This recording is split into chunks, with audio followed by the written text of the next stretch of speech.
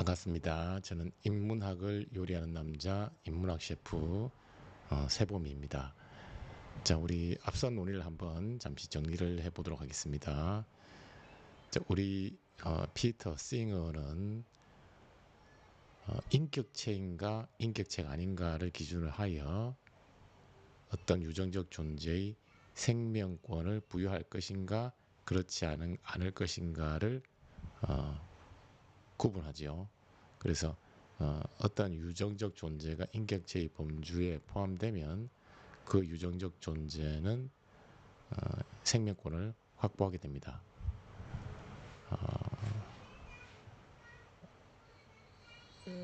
그러니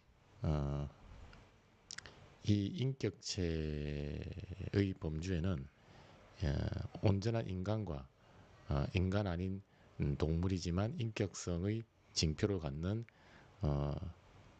인간 아닌 동물 역시 포함이 됩니다. 자, 반면에 인격성의 징표를 가지고 있지 않은 유정적 존재지만 인격성의 징표를 가지고 있지 않은 존재는 비인격체, 자, 인격체가 아닌 것으로 분류가 되어서 생명권을 보호받는 조치를 온전히 확보할 수가 없습니다. 자, 여기서 이제 인격체만이 생명권을 가지는데 인격체만이 생명권을 가지기 때문에 그 인격체는 대체 불가능성의 영역으로 분류가 되고 반면에 비인격체는 생명권을 가지고 있지 않기에 대체 가능성의 영역으로 분류가 됩니다. 자, 그리고 더 나아가서 우리 피터 싱어는 인격체의 대체 불가능성을 정당화하기 위해서 선호공리주의를 바탕으로 정당화를 하고 있어요. 선호공리주의는 유용성을 구성하는 이익의 단위를 쾌락이 아닌 선호로 보고 있습니다. 그래서 선호로서의 이익을 보장하는 것을 도덕적 선호로 간주하지요. 자, 그런데 우리 인격체는 미래에도 살기를 원하는 욕구로서 선호를 가지고 있습니다. 따라서 선호공리주의 관점에서 보면 그러한 인격체의 선호, 즉 미래에도 살기를 원하는 욕구로서의 그 선호를 이익으로 간주하고 이익을 보장하는 것이 도덕적 선이기 때문에 선호공리주의를 통해서는 그 인격체를 수단으로 취급할 수가 없는 셈이죠. 즉, 그 인격체의 이익을 보장해야 하는 그러한 결과로 이어지게 됩니다. 따라서 인격체는 생명권을 확보하게 됩니다. 자, 그런데 자, 그리고 우리 피터 싱어는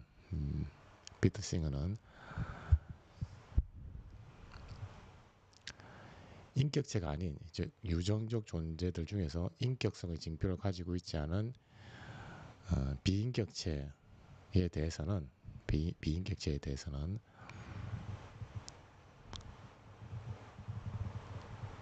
대체 가능성의 영역으로 분류를 합니다. 즉 생명권 불가피한 상황에서 생명권을 보호받을 조치를 확보할 수 없다는 거죠. 즉, 이 비인격체가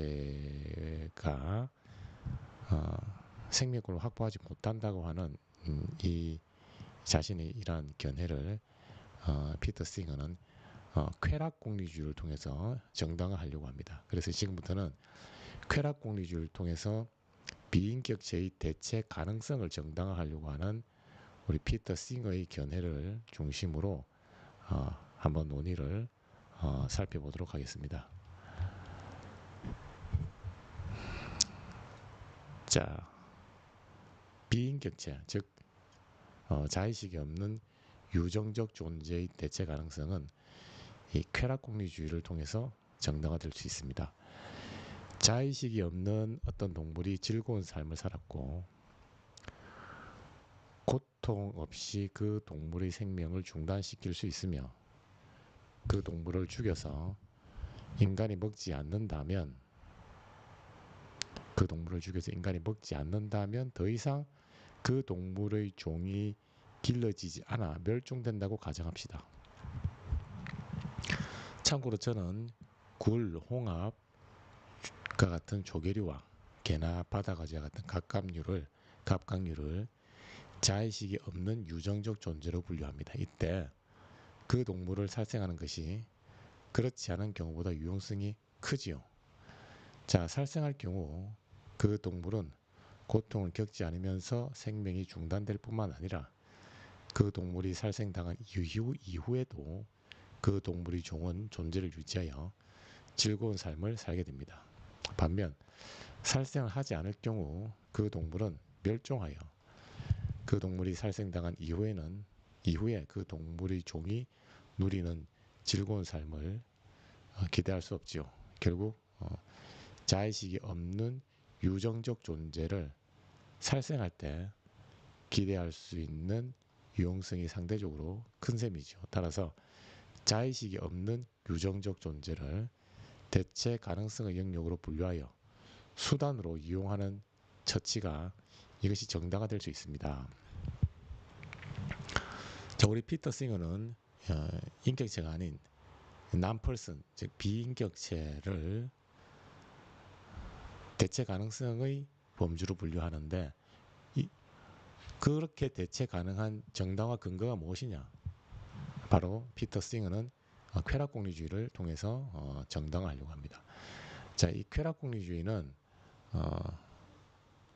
유용성을 구성하는 이익의 내용을 선호로 보는 것이 아니라 쾌라고 봅니다. 즉 어떤 존재가 미래에도 계속 살기를 원하는 욕구로서 선호가 있는가 없는가는 고려사항이 아닙니다. 오직 그 존재와 관련한 쾌락에만 집중을 하지요. 그래서 그 쾌락이 극대화된다면, 쾌락의 총량이 극대화된다면, 즉 유용성이 극대화되기만 하면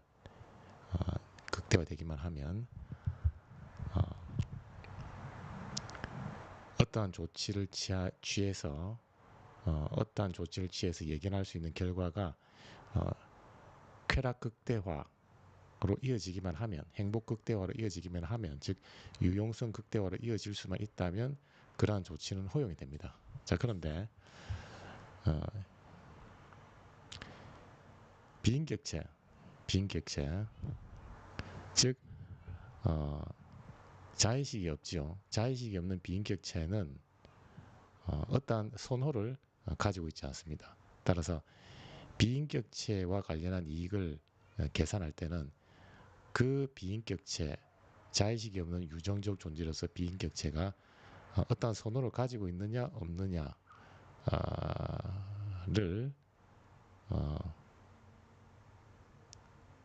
일단 먼저 생각을 해야 되는데 비인격체, 즉 자의식이 없는 유정적 존재는 어떠한 선호를 가지고 있지 않지요. 자의식이 없기 때문에 미래에도 살기를 원하는 욕구로서 선호를 가지고 있지 않습니다. 자, 그런데 이 쾌락공리주의는 이익의 내용을 유용성과 관련한 이익의 내용을 선호가 아닌 쾌락으로 보기 때문에 이익을 계산할 때 그 이익의 내용과 관련하여 선호라고 하는 부분을 고려하지 않습니다. 선호라고 하는 부분을. 그런데 이 비인격체의 경우는 어떠한 선호를 가지고 있지 않으니 이 비인격체와 관련한 이익을 다루기에는 선호를 고려하는 선호공리주의가 아닌 선호를 고려하지 않는 쾌락공리주의로 비인격체와 관련한 어떠한 조치 내지는 처치를 다루는 것이 굉장히 적절하죠. 자, 먼저 그 점이 정리가 되어야 되고, 두 번째, 이 쾌락공리주의는 어떠한 선호가 극대화되느냐 그렇지 않은가는 전혀 고려하지 않습니다. 즉 어떠한 쾌락이 극대화되기만 하면 그러한 조치는 도덕적 선으로 여겨집니다. 자, 그런데 피터 싱어가 볼 때 비인격체의 경우는 대체 가능성의 영역으로 분류하는 것이 훨씬 더 쾌락 극대화, 행복 극대화에 기여하더라는 것이죠. 자, 왜 그런지, 왜 그런지.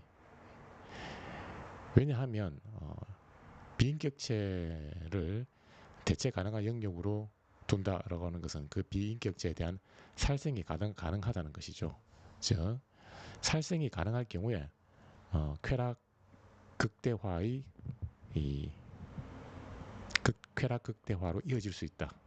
그래서 비인격체는 살생이 가능하다는 결론을 내리는데 어떻게 비인격체는 살생이 가능할 경우, 살생할 경우에 비인격체와 관련한 이 쾌락, 이익이 극대화되는가? 왜냐하면 살생이 이루어질 때 이 살생을 당하는 비인격체, 즉 자의식이 없는 유정적 존재 역시 쾌고 감수 능력이 있기 때문에 고통을 가하지 않고 생명을 중단시키게 됩니다. 이익평등 고리 원칙에 의해서 그렇게 되는 것이죠. 고통을 가하지 않고 생명을 중단시킨다. 자, 고통을 가하지 않고, 즉 비인격체 입장에서는 고통을 겪지 않으면서 생명이 중단되니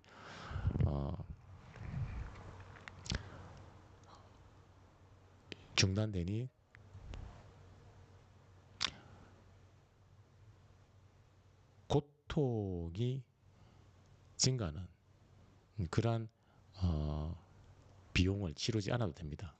자, 그리고 이 비인격체가 살생당한 이후에 그 비인격체의 이 비인격체가 살생당한 이후에도 그 비인격체를 살생하지 않으면 그 비인격체로서의 유정적 존재는 그 세대에서 모두 멸종을 하게 됩니다. 멸종을. 왜냐하면 살생이 이루어져야만 그 비인격체의 종을 번식을 시키게 됩니다. 살생이 이루어지지 않으면 더 이상 살생이 이루어지지 않으면, 즉 그 비인격체에 대한 살생을 금지하게 되면 그 비인격체의 종을 더 이상 번식시킬 수가 없습니다.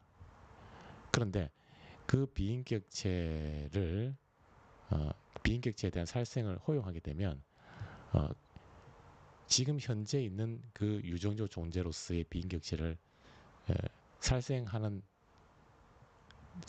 대신에 그 비인격체의 이 종을 번식을 하는 것을 허용을 하지요. 그렇게 해서 그 비인격체의 종이 번식이 되는 것입니다. 즉 어떠한 비인격체가 살생당한 이후에도 그 종이 번식이 되기 때문에 그 비인격체 이후에 등장하는 이후 세대의 비인격체의 종은 생존하고 번식을 할 수 있죠. 그러면 그 종이 생존하고 번식한다는 것은 그 종이 삶을 유지하여 즐거운 삶을 경험할 수 있다는 것입니다. 그러니 살생당하는 비인격체의 종이 계속 번식하여 살생당한 이후에 등장하는 그 비인격체의 종이 생존 번식한 결과 새로 등장한 그 비인격체가 생존 번식하여 즐거운 삶을 누리게 되면 이건 역시 이익이 확보되는 것으로 우리가 볼 수가 있어요. 즉 어떠한 비인격체가 고통을 겪지 않으면서 생명을 중단하며, 그리고 그 비인격체 이후의 세대, 즉 번식을 통한 그 이후의 세대가 그 비인격체가 살생당한 이후에도 여전히 그 종을 유지하면서 즐거운 삶을 누리게 되니 비용이 증가하기보다는 혜택, 쾌락으로서의 이익이 증가하게 되죠. 이 과정에서 전혀 어떠한 고통의 증가는 이루어지지 않습니다. 자, 그러니 쾌락이 증가하는 이러한 이 결과로 인해서 쾌락 극대화를 도덕적 선으로 보는 이 쾌락공리주의의 관점과 쾌락공리주의에서 도덕적 선으로 여기는 관점과 일맥상통하게 됩니다. 따라서 이 쾌락공리주의는 자의식이 없는 유정적 존재, 즉 비인격체의 살생을 허용하게 됩니다. 왜냐? 살생을 허용하는 것이 그렇게 하지 않는 것보다 쾌락으로서의 유용성이 증가하기 때문이다. 왜 쾌락으로서의 유용성이 증가하는가? 살생당하는 그 동물이 인간 아닌 동물이 자, 인간 아닌 동물이라기보다는 살생당하는 그 유정적 존재가 고통을 겪지 않으면서 생명을 중단하기 때문에 어떠한 고통도 발생하지 않는다. 그리고 살생당하는 그 유전적 존재의 종이 그 특정한 유전적 존재가 살생당한 이후에도 살생당한 유전적 존재의 종이 여전히 생존 번식하여 즐거운 삶을 누리기 때문에 이러한 두 가지 측면을 고려할 때 결국 살생을 할 경우 고통이 증가하는 것이 아니라 쾌락이 증가한다. 즉 쾌락 극대화를 선으로 간주하는 쾌락공리주의 이 도덕적 선에 대한 관점과 일맥상통하기 때문에 쾌락공리주의는 비인격체에 대한 살생을 허용을 합니다. 반면에 살생을 하지 않을 경우에는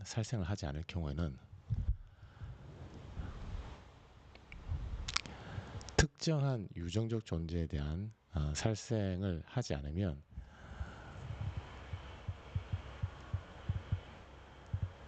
현재 존재하고 있는 유정적 존재가 계속 번식할 경우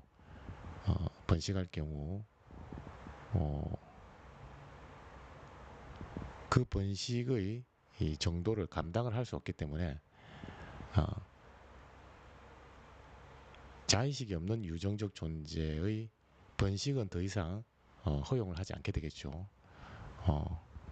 그리고 현재 존재하는 유정적 존재가 자연적인 생명을 다할 때까지 그 존재의 생명권을 박탈하지 않습니다. 자, 그러면 현재 존재하는 유정적 존재는 결국은 번식을 허용하지 않기 때문에 그 유정적 존재는 결국은 멸종을 하게 됩니다. 그 유정적 존재는 멸종을 하게 되죠. 자, 그런데 그 멸종의 결과 현재 존재하는 유정적 존재가 멸종을 한 결과 현재 존재하는 그 유정적 존재의 종이 더 이상 번식하지 않기 때문에 번식한 종이 없기 때문에 그 현재 살생을 당하지 않고 있는 종이 자연적인 생명이 다한 이후에 더 이상 그 동물 그 유정적 존재의 종이 이어져서 이후 세대의 종이 즐거운 삶을 누리는 것을 기대할 수 없습니다. 자, 그러니 이 살생을 하지 않을 경우에는 그 어떠한 쾌락의 증가도 확인을 할 수가 없어요. 이 지금 현재 존재하는 유전적 존재의 종은 이미 멸종을 하고 그 결과 현재 존재하는 유전적 존재의 종 이후의 세대는 번식 자체가 이루어지지 않기 때문에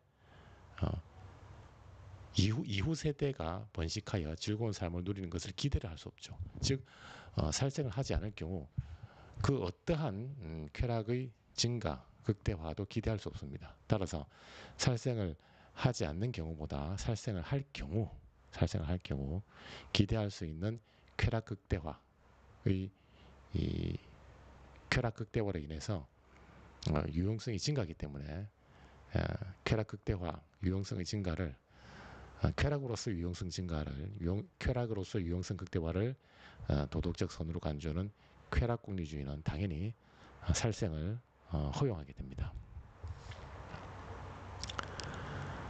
따라서 따라서 자의식이 없는 유정적 존재인 비인격체는 대체 가능성의 영역으로 우리가 분류하여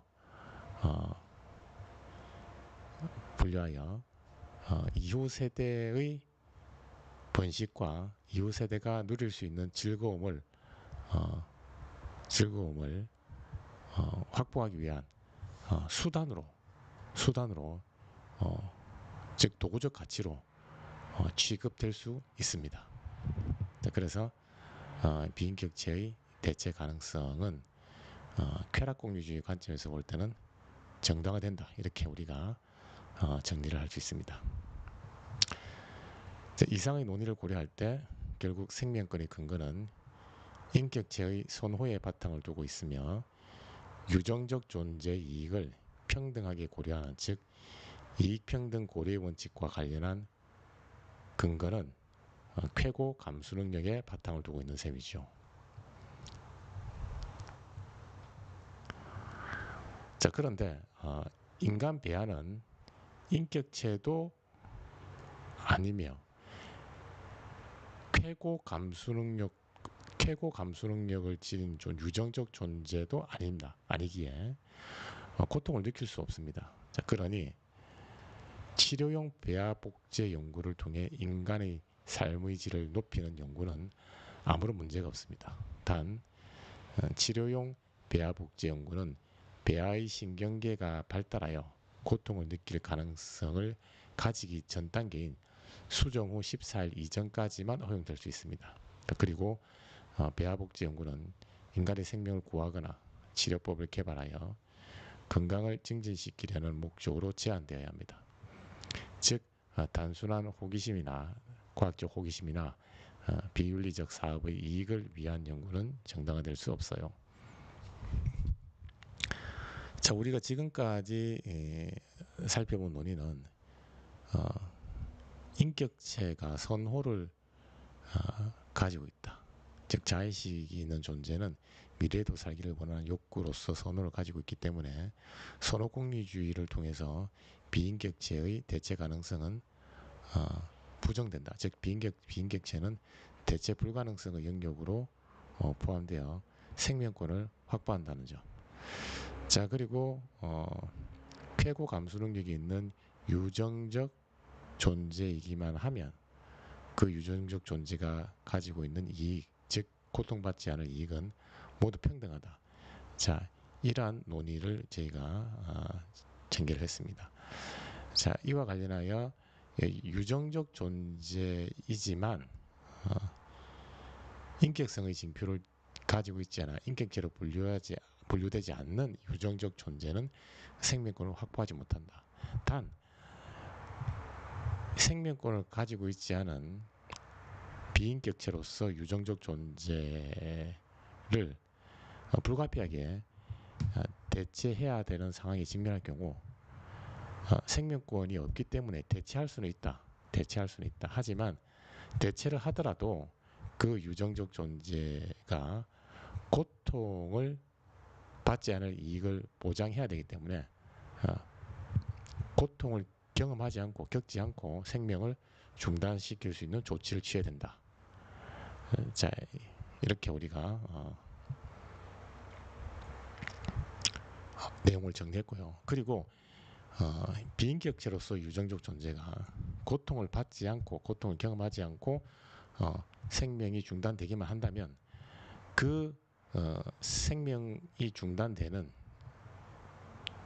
비인격체로서 유정적 존재 이후에 등장하는 세대가 여전히 그 종을 유지하여 앞선 비인격체의 종이 사라진 이후에도 여전히 번식을 통해서 유지되고, 그렇게 번식을 통해서 유지된 이 비인격체가 즐거운 삶을 살 수 있기 때문에 고통을 받지 않고 즐거움을 경험할 수 있기 때문에 결국은 비인격체의 대체 가능성을 허용하는 것, 즉 살생을 허용하는 것이 쾌락 극대화의 기여한다. 따라서 쾌락공리주의 관점에서는 비인격체의 대체 가능성을 지지한다. 이렇게 우리가 정리를 했어요.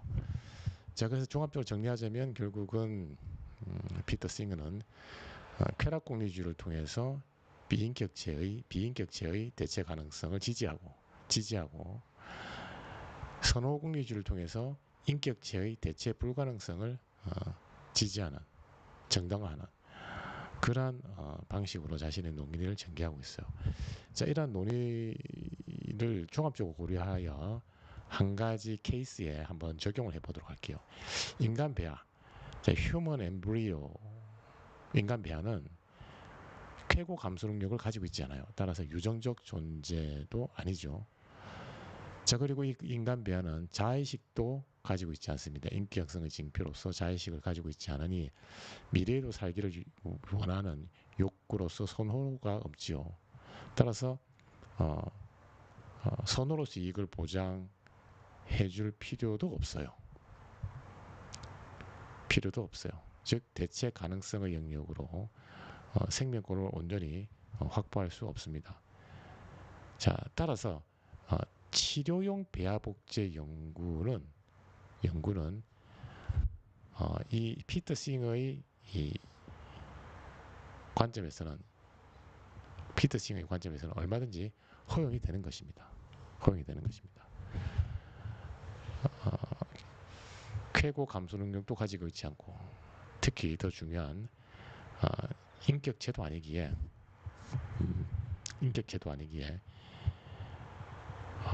그 비인격체의 대체 가능성을 정당화하는 피터 싱어 입장에서는 비인격체인 인간 배아를 대체 가능성의 영역으로 분류하여 치료용 배아 복제 연구를 허용하게 됩니다. 단 조건이 있어요. 수종 후 14일까지만 치료용 배아 복제 연구가 가능합니다. 자, 왜냐하면 수종 후 14일이 지나면, 즉 15일부터는 이 배아 세포에서 쾌고 감수 능력을 가지게 되는 거예요. 즉 쾌락과 고통을 느낄 수 있는 어떤 미세한 신경 시스템, 아주 프리미티브 스트리크라고 하는 이 선조선이라고 하는 아주 미세한 신경 감지 시스템이 등장을 하게 됩니다. 그래서 14일 이후 14일까지는 허용이 되지만 15일부터는 이 배아가 쾌고 감수 능력을 가지게 되는 것이죠. 어떤 이 고통을 감지할 수 있는 능력을 가지게 되는 거예요. 따라서 피터 싱어의 이익평등 고려 원칙에 따라서, 즉 유정적 존재가 고통을 받지 않을 이익을 고려하는 이 피터 싱어의 이 관점에 따라서 이 배아 역시 15일부터 15일 수종 후 15일에 이르러 고통 감수성이 있는 수준에 도달하는 그 배아에 대해서는 이익평등 고려 원칙에 따라서, 즉 고통받지 않을 이익을 고려하는 그 원칙에 따라서 배아복제 연구가 허용이 되지 않습니다. 자, 이 배아복제 연구에 대한 이 허용, 이 마지노선, 이 경계선을 고려할 때 이 피터 싱어의 이 이익평등 고려 원칙과 관련한 논의, 그리고 이 인격체의 대체 불가능성과 관련한 논의를 우리가 종합적으로 조금 더 살펴볼 수가 있습니다. 확인을 할 수 있는 것이죠. 자, 그래서 현재 이 이미지에 보면 이 휴먼 엠브리오의 발달 단계를 총 23단계로 나누어 놨는데, 여기 보면 스테이지 7부터가 바로 수종 후 15일이 되는 수준에 이른 인간 배아입니다. 그러니 이 스테이지 7단계부터는 치료용 배아 복제 연구가 허용되지 않습니다. 앞서 언급된 것처럼 이때부터는 쾌고 감수 능력으로서 고통을 감지할 수 있기에 함부로 이 배아를 갖다가 파괴하면 고통받지 않을 이익을 평등하게 고려하는 이익 평등 고려 원칙이 위배됩니다. 따라서 이 피터 싱어는 14일까지 14일 수종 후 14일 이전 즉 14일까지는 배아복까지만 배아복제 연구를 허용하게 됩니다. 자, 이러한 배아복제 연구의 허용 경계선에 대한 이 피터 싱의 입장을 통해서 우리가 이익평등 고려 원칙을 확인할 수 있었고요. 그리고 14일까지는 수종 14일까지는 인간 배아복제 연구를 허용한다, 치료용 배아복제 연구를 허용한다는 이 관점을 통해서 이 피터 싱어는 자의식이 없는 유정적 존재, 즉 비인격체에 대해서는 생명권을 부여하지 않는다라고 하는 것을 확인할 수 있습니다. 단 전제가 있죠. 배아는 자의식이 없다는 걸 전제로 해서 피터 싱의 이 생명 가치에 대한 논의, 즉 비인격체에 대한 생명권 부여를 허용하지 않는 피터 싱의 입장을 우리가 확인을 할 수 있었습니다.